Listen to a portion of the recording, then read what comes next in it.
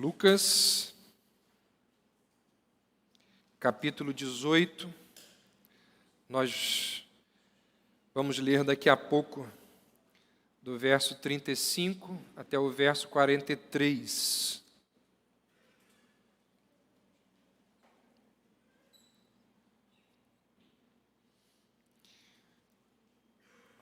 Você já ouviu a história do gênio da lâmpada? Essa história, ela faz parte daquele famoso conto do Aladim e da lâmpada mágica, ou, em algumas versões, da lâmpada maravilhosa. Aladim era um jovem, pobre, preguiçoso, que vivia com a mãe, que era uma viúva. E um feiticeiro, então, pediu a ajuda dele para recuperar a lâmpada mágica que estava dentro da caverna. Aladim, então, vai lá dentro da caverna, encontra a lâmpada, mas fica preso. E ali, sem saber muito bem o que fazer, a mão dele passa pela lâmpada, e quando ele esfrega, você sabe, o gênio sai, e o gênio ele obedece o dono da lâmpada, e realiza os desejos do dono da lâmpada. E com a ajuda do gênio, Aladim se torna rico, constrói um palácio, conquista a mão da princesa. A história tem enredo. O gênio, o feiticeiro, rouba ali a lâmpada, tenta destruir Aladim, mas acaba sendo derrotado.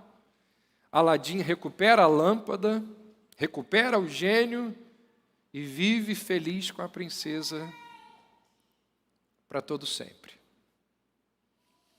A história de Aladim é famosa principalmente por causa da pergunta que o gênio faz a Aladim.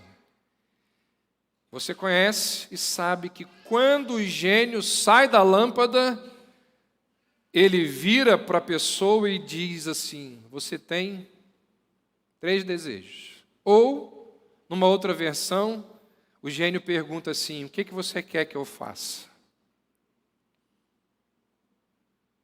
Um ser poderoso, capaz de realizar qualquer desejo que um ser humano tenha. Você já pensou se isso fosse verdade?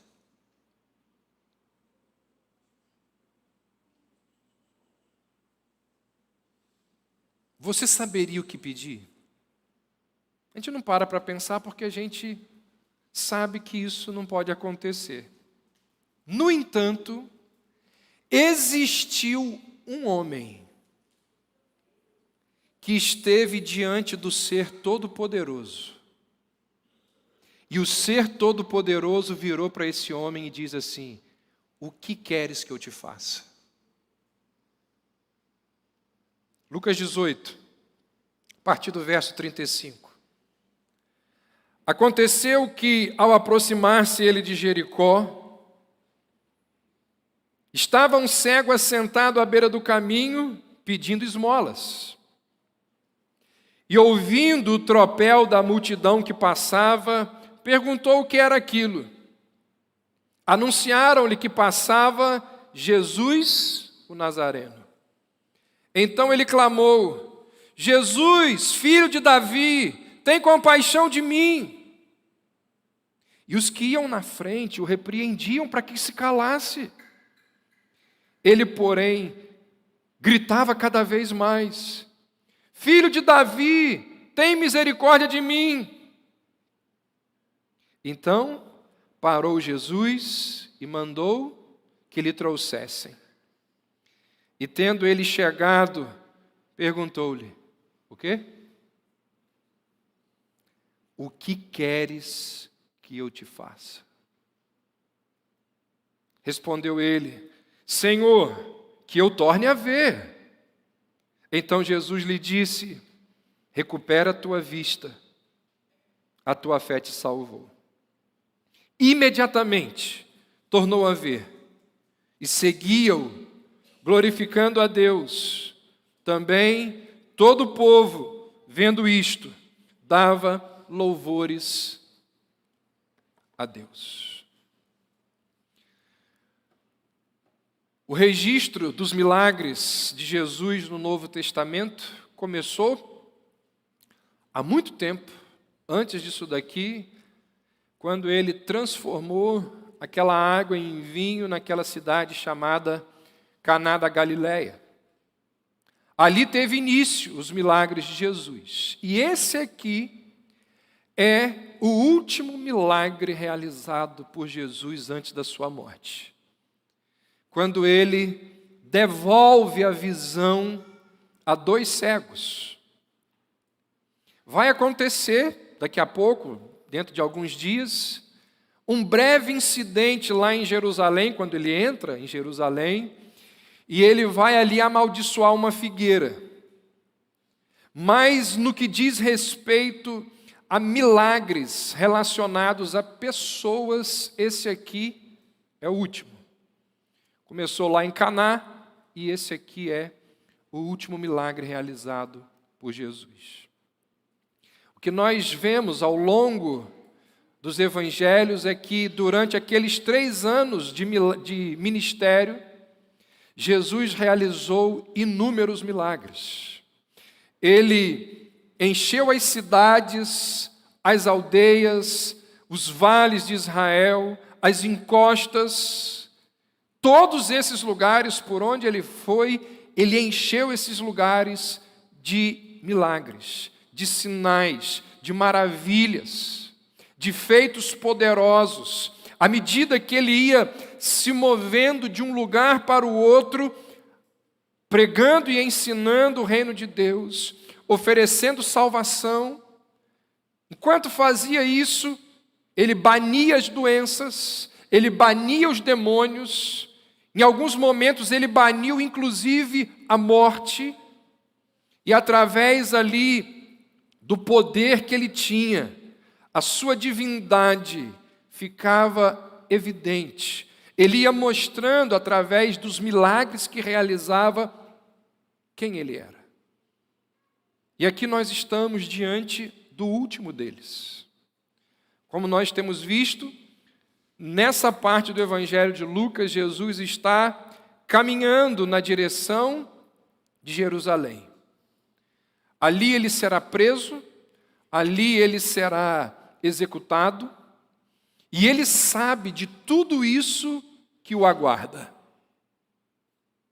Daqui em diante, o que nós vamos encontrar no Evangelho de Lucas serão dias sombrios na vida de Jesus. O que nós temos aqui nos próximos relatos na verdade, a descrição de muitos sofrimentos que o nosso Senhor vai passar.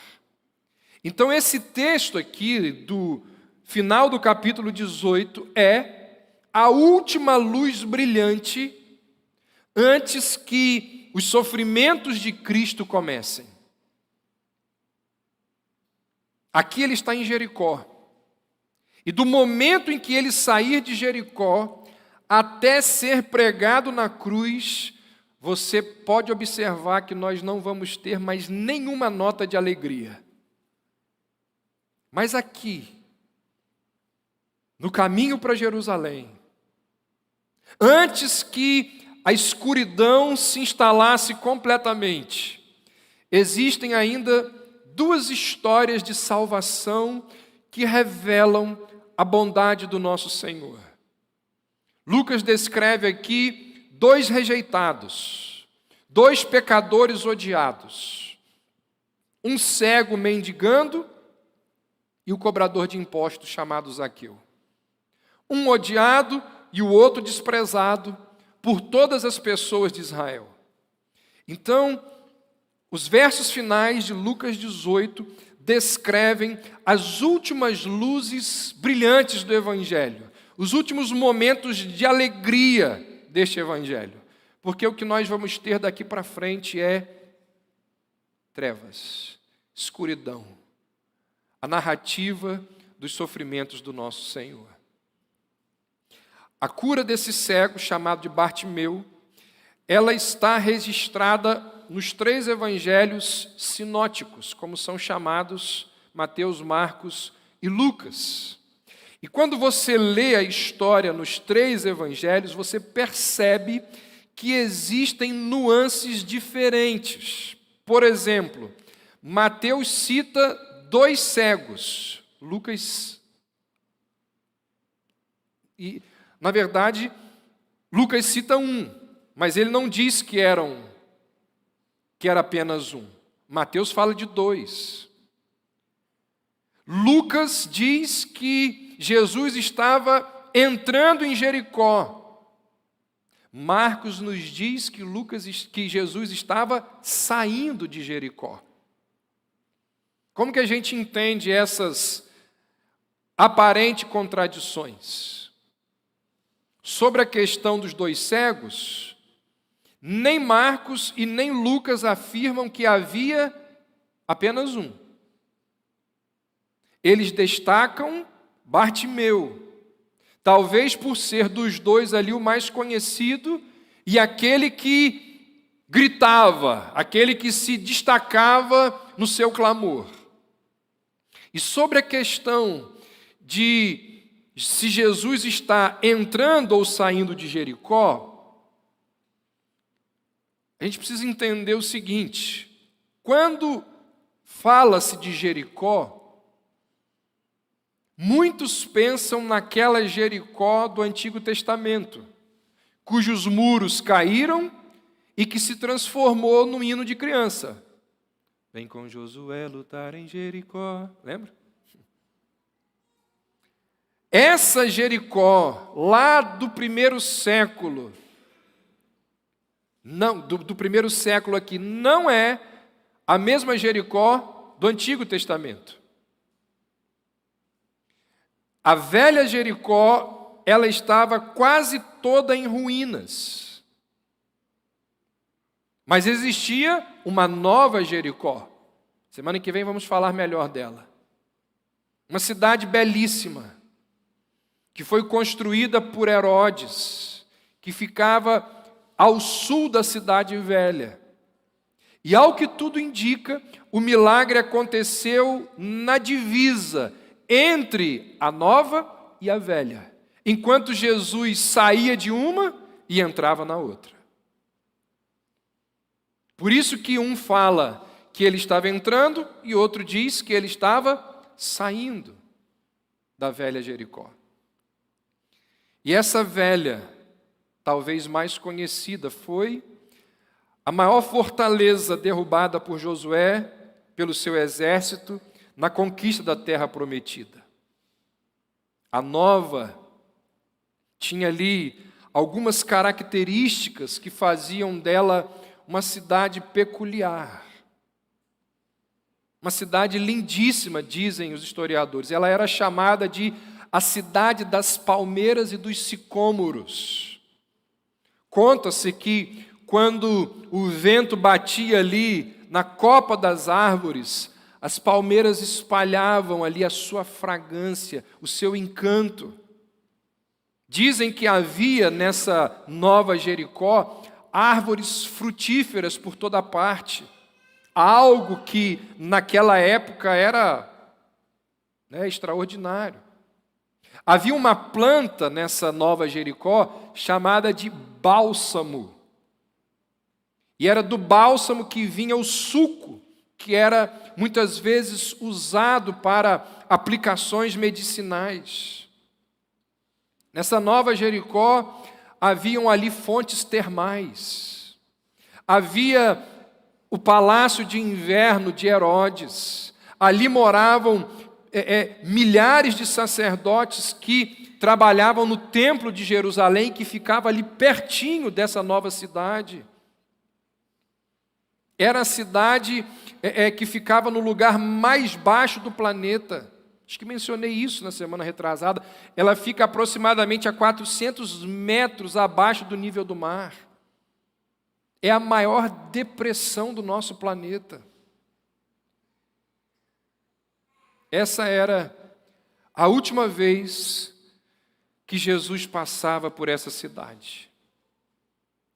E diz Lucas que quando Jesus por ali passou, quando Jesus estava passando por ali, verso 35, um cego, assentado à beira do caminho, pedindo esmolas. Nem Mateus e nem Lucas citam o nome do cego. Quem diz o nome dele é Marcos. Marcos diz que o nome dele é Bartimeu, que em aramaico significa filho de Timeu. Lucas nos diz que ele estava à margem do caminho. Se você lembra, a multidão aqui que acompanha Jesus está indo para a festa da Páscoa. Bartimeu não podia ir. A multidão celebrava e cantava, mas Bartimeu só clamava por misericórdia. Lucas diz que ele estava à beira do caminho pedindo esmolas, ou seja, faltava-lhe luz nos olhos e dinheiro no bolso. Ele estava entregue não apenas às trevas, porque não conseguia enxergar, mas entregue também à miséria.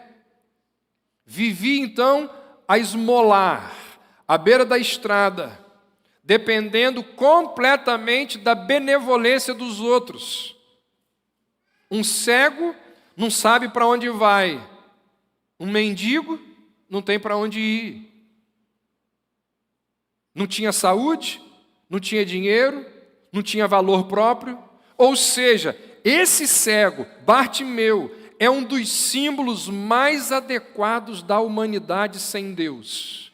Infeliz, miserável, pobre e cego. Essa é a situação da humanidade sem Deus.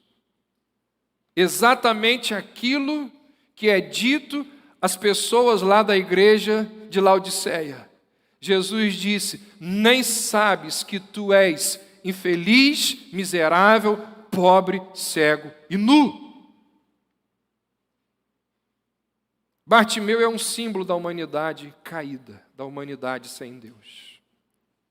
O verso 36 diz que ele, ouvindo o tropel da multidão que passava, perguntou o que era aquilo. Aquele era o tempo da Páscoa. De todas festas judaicas, essa era a mais importante. A lei dizia que todo homem maior de 12 anos, que vivesse ali num raio de 25 quilômetros, perto de Jerusalém, era obrigado a ir a Jerusalém na festa da Páscoa. Então, a multidão segue Jesus na direção de Jerusalém, e eles passam ali por Jericó. Provavelmente, os moradores de Jericó, ao verem essa multidão, também se juntam a eles, porque muitos ali queriam ouvir os ensinamentos de Jesus. Pode ser também que muitos ali estão curiosos para ouvir acerca daquele rabi que desafia os líderes religiosos da nação. E no meio de interessados, de curiosos, no meio dessa multidão aparece Bartimeu. E ali ele começa a perguntar. Ali ele começa a indagar. O que está acontecendo? Que barulho é esse? Quem está passando? Ele começa a perguntar. Perceba, de forma indireta, o texto nos lembra que é bom sermos inquiridores. Ser curioso é uma das qualidades de um ser humano. Aqueles que agem assim, perguntando, indagando, querendo saber, uma hora ou outra eles são beneficiados. Pessoas inquiridoras, elas não se contentam com respostas superficiais. Pessoas inquiridoras investigam, questionam, Elas querem entender o porquê, querem entender o como das coisas. É a curiosidade que impulsiona a ciência, não é? É a curiosidade que impulsiona a filosofia, as invenções, as descobertas em todas as áreas. Dizem que Einstein uma vez falou: não tenho talentos especiais, eu sou apenas apaixonadamente curioso. E foi porque indagou, perguntou, queria saber que esse cego, que Bartimeu se deparou com Jesus. E aí o verso 37 então diz que anunciaram-lhe que passava Jesus de Nazaré. Jesus era um nome muito popular naquela época, da mesma raiz ali do nome Josué. Muito comum. E um Jesus que passasse por Jericó não chamaria muito atenção. Mas se você observar a informação que deram a ele, não era que quem passava por ali era simplesmente Jesus. O texto diz que passava por ali Jesus, o Nazareno. Jesus de Nazaré. Ah, sim. O Jesus de Nazaré era diferente. Era um nome único. Todos ali sabiam que o Jesus de Nazaré não era mais um dos Jesus que existia naquela época. Aquele era o Jesus que realizava milagres. Aquele era o Jesus que desafiava as autoridades. Aquele era o Jesus que pregava como nenhum homem jamais pregou. Aquele era o Jesus de Nazaré. Perceba você que a multidão o identifica pelo nome que ele era conhecido aqui na terra, Jesus de Nazaré. Mas quando Bartimeu vai identificá-lo, Bartimeu já usa um título mais digno, mais nobre. Se você olhar, Bartimeu diz assim: Jesus, filho de Davi. Conquanto a multidão tenha dito para ele que era Jesus de Nazaré, ele se dirige a Jesus falando: Jesus, filho de Davi.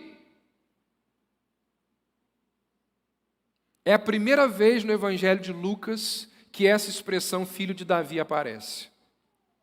Raramente um judeu usaria essa expressão filho de Davi sem uma conotação messiânica. Quem fala filho de Davi é porque faz uma referência ao Messias. Lá atrás na Bíblia, 2 Samuel 7, é que nós encontramos ou passamos a conhecer as associações messiânicas a esse título, filho de Davi. É lá que começa a ser ensinado que Deus levantaria um Messias e que esse Messias, na verdade, começa a ser ensinado que ali começa a ser dito que ele seria chamado filho de Davi, da descendência de Davi, que firmaria o trono de Davi para sempre. Então, quando Bartimeu ouve a multidão dizer Jesus o Nazareno, e ele se dirige a Jesus dizendo filho de Davi, certamente que ele conhece as expectativas, certamente que ele sabe das histórias messiânicas, e que o Messias é alguém que tem poder para curar. É óbvio que Bartimeu, ao chamar Jesus Nazareno de filho de Davi, ele sabe quem é ele. E como muitos ali, que se aproximam de Jesus, não por curiosidade, mas por desespero, ele vai até Jesus, o filho de Davi, porque ele tem uma necessidade enorme, e ele sabe que Jesus pode curá-lo. Diz o verso 38, então, que ele clama, e ele diz: Filho de Davi, tem compaixão de mim. Confessa a sua condição lamentável. Quando ele pede assim, tem compaixão de mim, ele reconhece que não tem mérito nenhum, que não tem nada para oferecer em troca. Tem compaixão de mim é a expressão corriqueira de alguém que é um penitente. Tem compaixão de mim é o grito, a frase típica de pessoas aflitas. Os salmos estão repletos dessa expressão. Então, na sua cegueira, Bartimeu ele consegue enxergar mais que muita gente. Bartimeu consegue enxergar mais que os sacerdotes, que os fariseus, que os escribas. A liderança religiosa de Israel tinha olhos, mas não tinha discernimento. Enquanto muitos que testemunharam os milagres de Jesus estavam cegos para a messianidade do filho de Maria, Bartimeu conseguia enxergar que aquele ali era o filho de Davi. Aqui está um homem que conhece a sua situação e que sabe que a sua situação é impossível de ser remediada. Então ele se depara com aquele que pode ajudá-lo. Na verdade, ele se depara com o único que pode ajudá-lo. E é uma cena, assim, encantadora, é uma cena lindíssima. E nós não veremos nada mais parecido aqui no Evangelho até que aquele ladrão pendurado na cruz, ao lado de Jesus, vire para ele e diga: lembre-se de mim quando entrares no teu reino. Verso 39.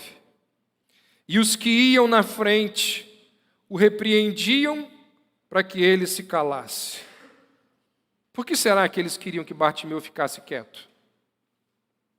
Talvez incômodo, talvez desdém por ele ser um mendigo, por ele ser um pária. Fica quieto aí, rapaz. Quem você pensa que é? Para, vai perturbar o mestre.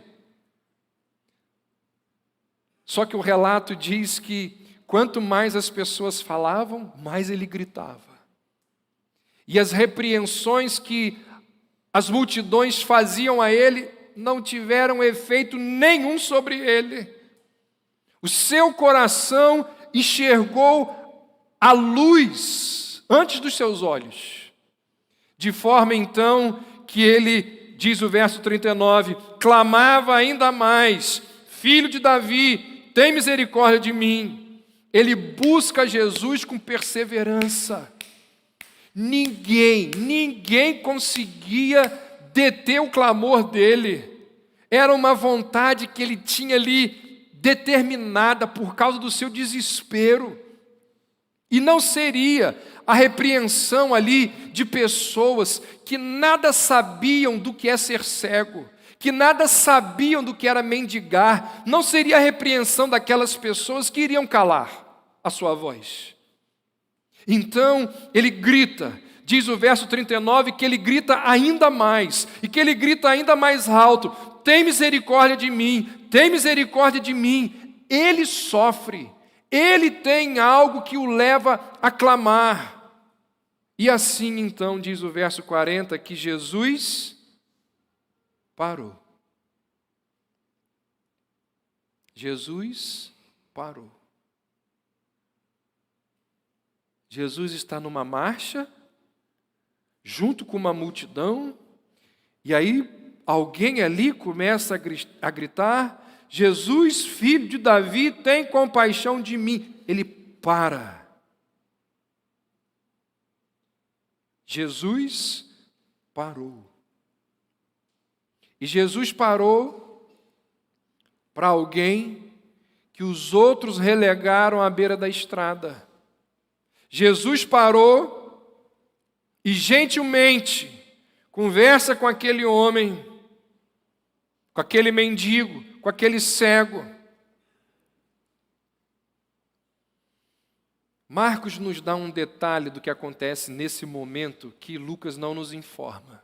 E é um detalhe que eu acho assim lindíssimo.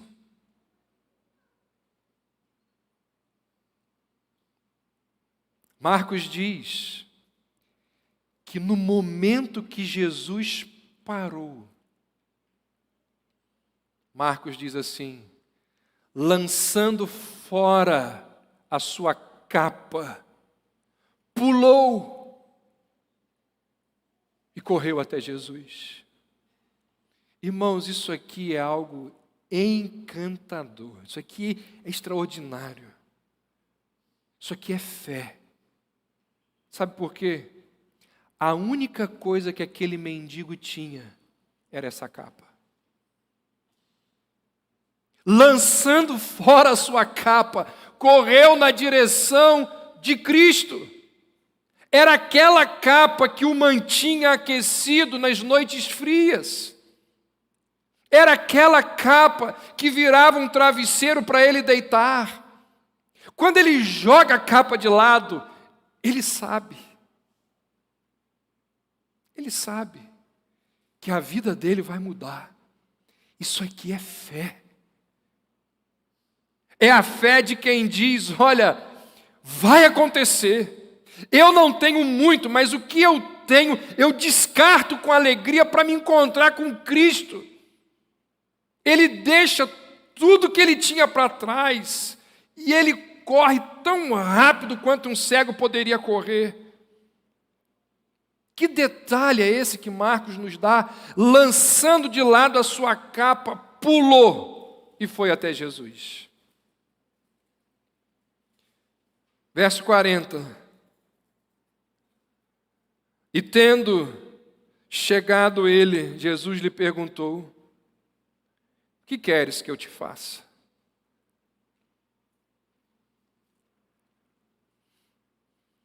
Irmãos, essa cena é a cena, aquela cena emblemática do auge de um filme.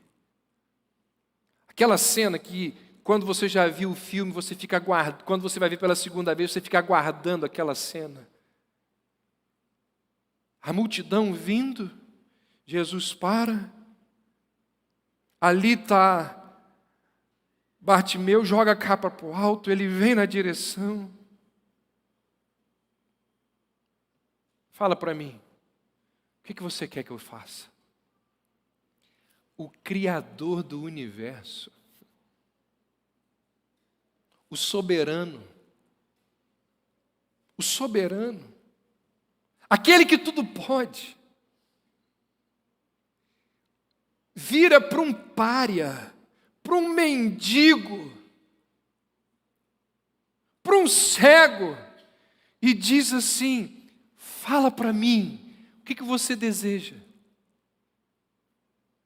Essa é uma cena de misericórdia, essa é uma cena entremeada de graça, de bondade do Senhor, do dono de tudo, para um pedinte, para um mendigo, para um cego, fala para mim.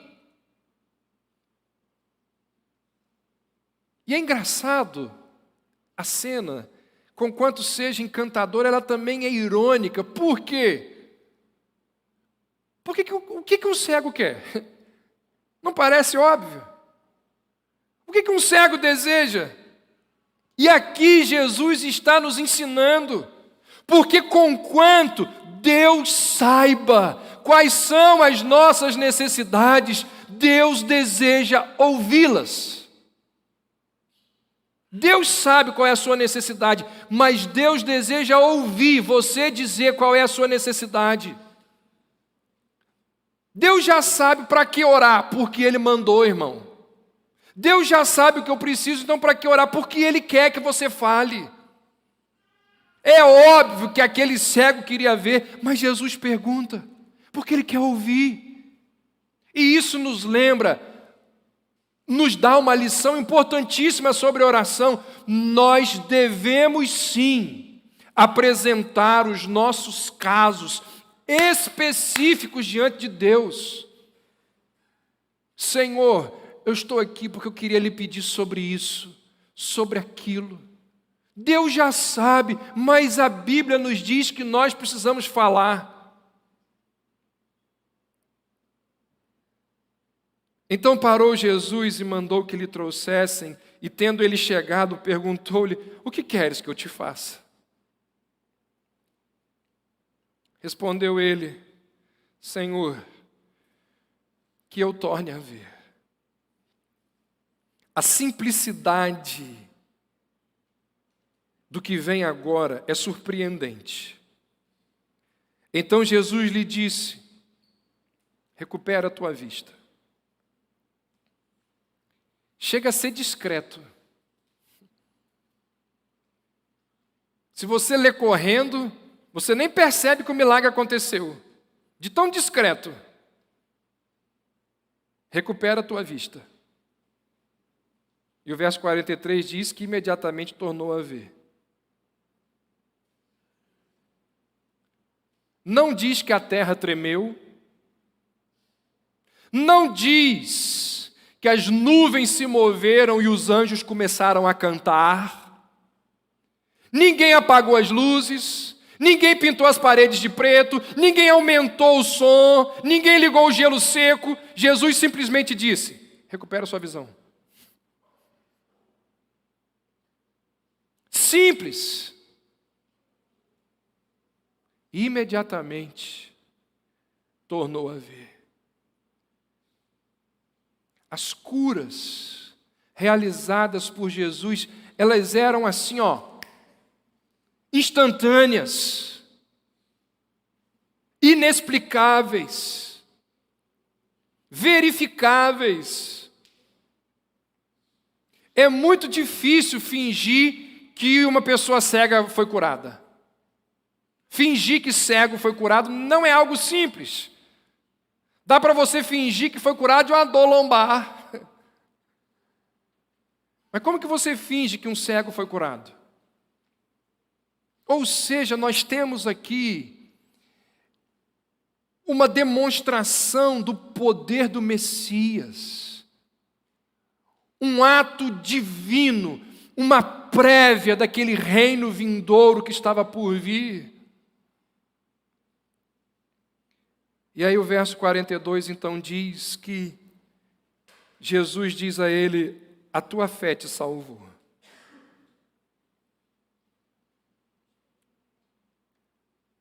Se você olhar, e eu peço que você faça isso, lá no verso 26, algumas pessoas que estavam próximas ali de Jesus, naquele episódio ali com o jovem rico, diante do que ouviram e presenciaram, diz o verso 26, e os que ouviram disseram: sendo assim, quem pode ser salvo? A resposta está aqui. Verso 42, a tua fé te salvou. Essa história oferece a resposta para a pergunta dos discípulos lá do verso 26. Quem pode ser salvo? Quem tiver a fé do homem cego pode ser salvo. Aquele cego passou a ser um discípulo modelo. Quem pode ser salvo? Quem reconhece a sua pecaminosidade, a sua miséria. Quem reconhece que nada pode oferecer. Quem clama a Jesus por auxílio e misericórdia. Quem deposita nele toda a sua esperança, quem abandona tudo por causa de Cristo, quem não tem ídolos no lugar, coloca nada na frente de Cristo, e quem está disposto a seguir a Cristo por onde for, porque diz o verso 33, que depois dele tornar a ver, ele o seguia. Alguém duvida que a fé desse homem, muito provavelmente, fosse fraca, misturada ali com muitas imperfeições.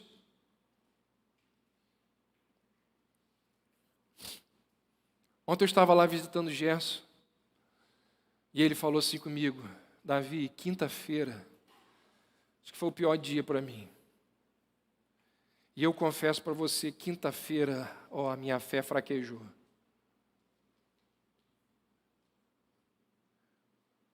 E eu fiquei ali no hospital orando e falando: Senhor, por que eu? E eu fiquei muito mal. E eu disse para ele: bem-vindo ao clube. Irmãos, a nossa fé, como já dizia o poeta, oscilando minha fé. A nossa fé não é perfeita. A nossa fé tem altos e baixos. A nossa fé, em alguns momentos, principalmente de sofrimento, de fato, ela fraqueja. Apesar disso, o que fez Bartimeu? Ele continuou clamando. Ele continuou pedindo. O que nós precisamos fazer, a despeito das lutas e da oscilação, é continuar orando, é continuar pedindo. E ele veio com fé, e diz o texto que Jesus não o rejeitou, porque em nenhum lugar das Escrituras, Cristo, Deus, ignora o clamor daqueles que verdadeiramente o invocam. Essa é, sem dúvida, uma das grandes lições dessa história. E o desejo do coração de Bartimeu é atendido. E diz então o verso 43 que ele tornou a ver. Irmãos, histórias como essas daqui, elas foram registradas para nos trazer conforto, para nos trazer esperança, porque nós também temos uma fé cheia de defeitos. Nós também temos as nossas incoerências, as nossas deficiências no crer. Quantos, nas suas tentativas de se aproximarem de Cristo, percebem as suas imperfeições, percebem as suas limitações,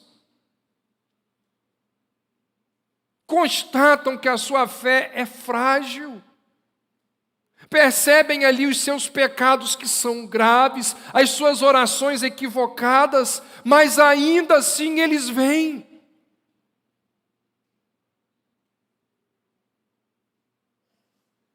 O que a gente precisa fazer? Continuar vindo, continuar indo, continuar procurando, continuar batendo. O mesmo Jesus que ouviu o clamor do cego e atendeu o seu pedido, ele continua vivo, e foi ele quem disse o quê? Todo aquele que o Pai me dá, esse virá a mim, e o que vem a mim, de maneira nenhuma eu lançarei fora.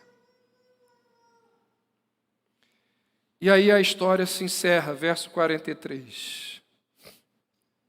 Diz que depois que ele tornou a ver, ele seguia-o, glorificando a Deus, e todo o povo, vendo isto, dava louvores a Deus.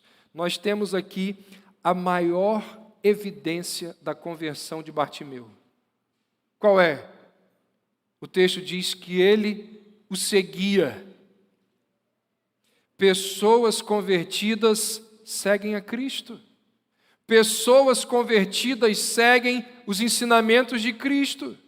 Pessoas convertidas não trilham pelos valores do mundo, nos caminhos do mundo. Pessoas convertidas, elas trilham pelas veredas da justiça. Pessoas convertidas seguem os princípios do cristianismo e não as ideologias mundanas. O que aconteceu com Bartimeu? Ele deixou de ser um mendigo desprezado, desprezível e rejeitado lá na beira da estrada, para ser um seguidor do Messias. O verso 43 diz que ele seguia-o glorificando a Deus. Seguir é a imagem da obediência, glorificar é a imagem da adoração. É assim que o crente verdadeiro vive. Ele obedece e ele adora. Seguia-o e o glorificava. Ele obedece e ele adora. A menos que sintam que são devedores de Cristo, por causa do perdão, da paz e da esperança que receberam, os homens jamais tomarão a sua cruz. Jamais viverão para Cristo.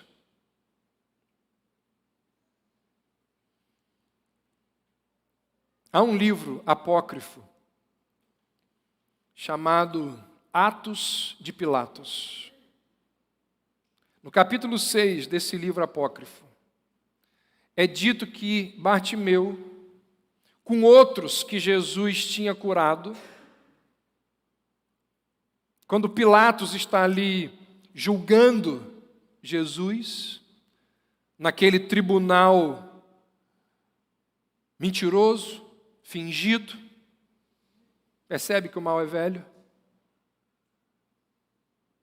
Naquele tribunal onde estava tudo armado para condenar o inocente, aparece diante do tribunal Bartimeu. E aí é dito que Bartimeu falou o seguinte: nasci cego, porque tinham testemunhas para condenar Cristo, e Bartimeu lidera outras testemunhas para tentar ajudar Cristo diante de Pilatos. E Bartimeu então diz: nasci cego, ouço a voz de qualquer homem, mas não vejo o seu rosto. Mas quando Jesus, filho de Davi, passou, clamei em alta voz: tem misericórdia de mim. E ele teve piedade de mim, colocou as suas mãos sobre os meus olhos, e imediatamente passei a ver. Seguia-o, adorando e glorificando a Deus. E a história então se encerra. Eu quero trazer algumas aplicações rápidas aqui para as nossas vidas. Primeiro, essa história nos lembra que existem cegos bem piores do que Bartimeu. Existem cegos que voluntariamente se recusam a enxergar a própria realidade. Você conhece o ditado? Que diz o ditado? O pior cego é aquele que não enxerga a sua miséria, o seu pecado, as suas incoerências, as suas iniquidades. Vai na igreja batista reformada todo domingo, mas não consegue enxergar as suas misérias. Continua negando, racionalizando, justificando, e não enxerga as suas incoerências, não enxerga que o seu estilo de vida, as suas ideologias são contrárias àquilo que as Escrituras ensinam. Ao cego de Jericó que não tinha olhos, Cristo o fez ver. Mas aos cegos que têm olhos e não querem ver, esses vão permanecer para sempre na sua cegueira espiritual. A enfermidade do pecado, irmãos, é mais crônica do que qualquer falta de visão.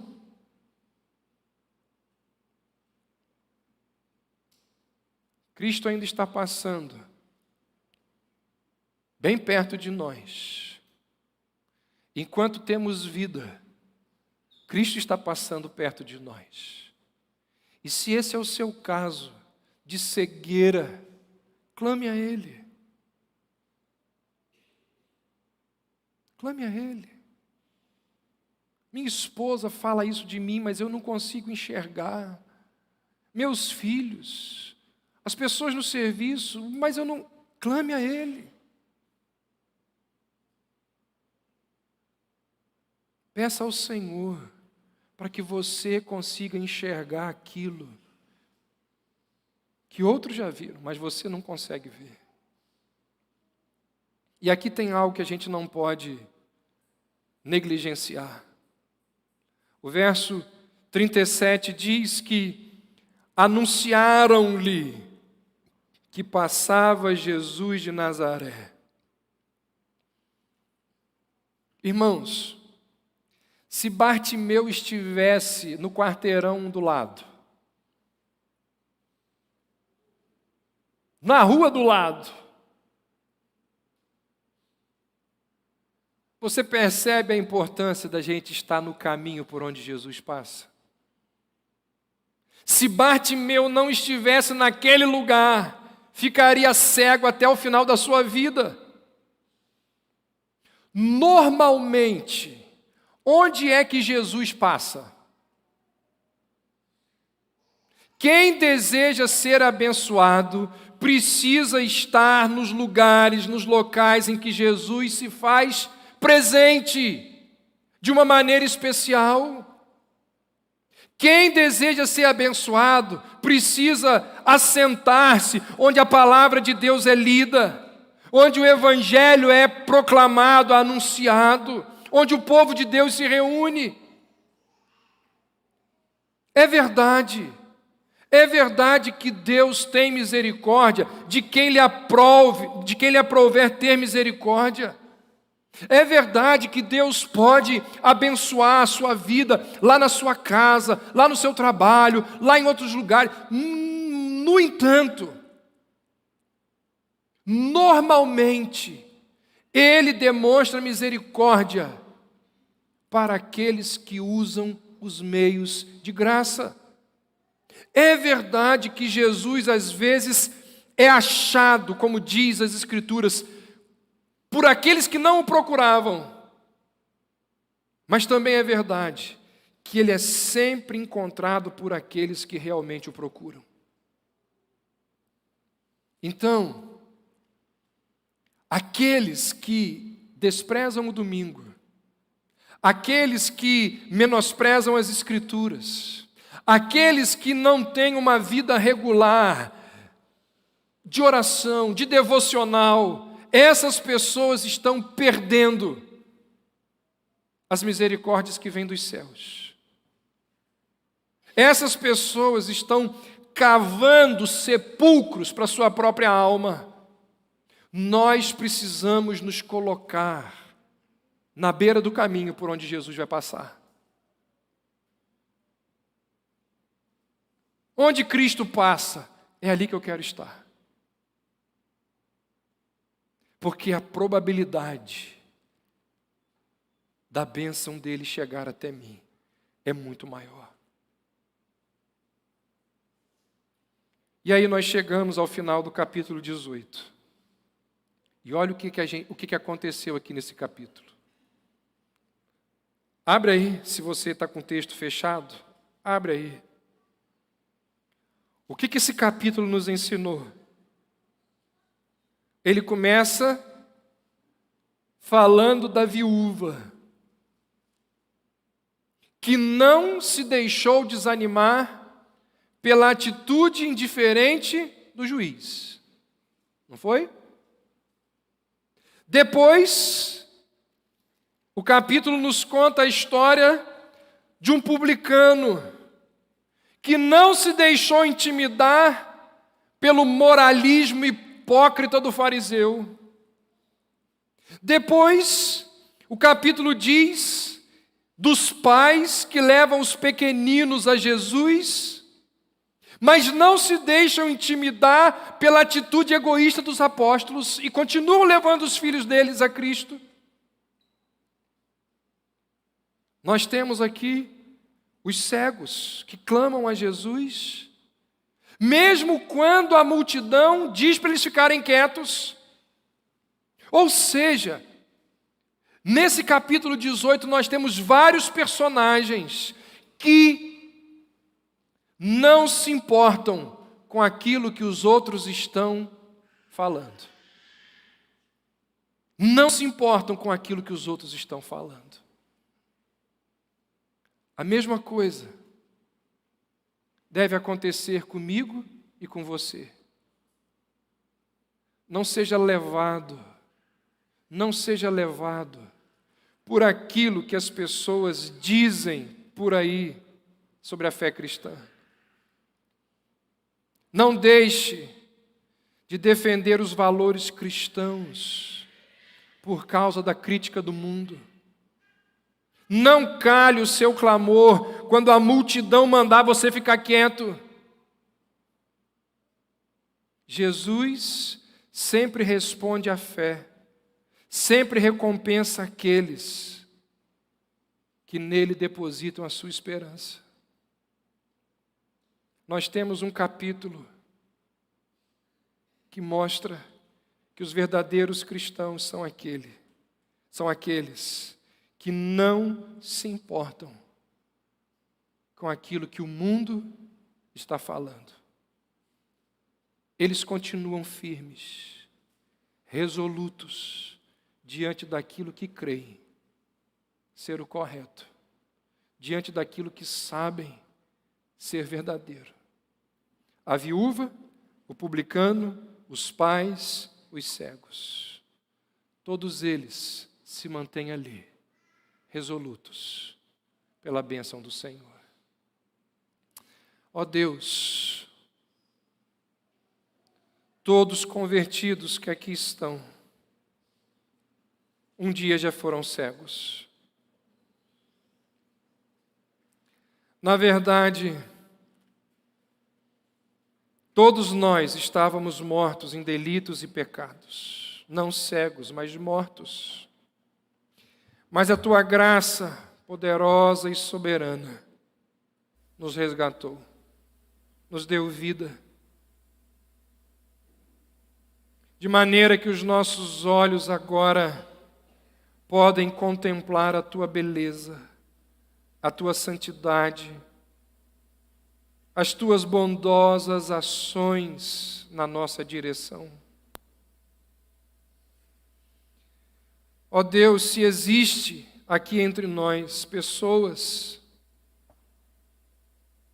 que fazem parte da multidão curiosa e que ainda não tiveram seus olhos abertos para o Evangelho, ó Deus, abra os seus olhos, para que elas possam enxergar as verdades transformadoras do teu reino. Louvamos o teu nome porque alguns dias depois da cura deste cego, o Senhor pagou o preço pelos nossos pecados. Nós te bendizemos pelo teu sacrifício remidor, que nos trouxe tão grande salvação. A ti, que tens todo o poder para abrir olhos doentes e enfermos, a ti seja a honra, a glória e o louvor dos nossos lábios, hoje e sempre. Amém. Se você gostou desse conteúdo, deixe o seu like, compartilhe o vídeo e ative as notificações para sempre ser informado sobre novos vídeos do nosso canal.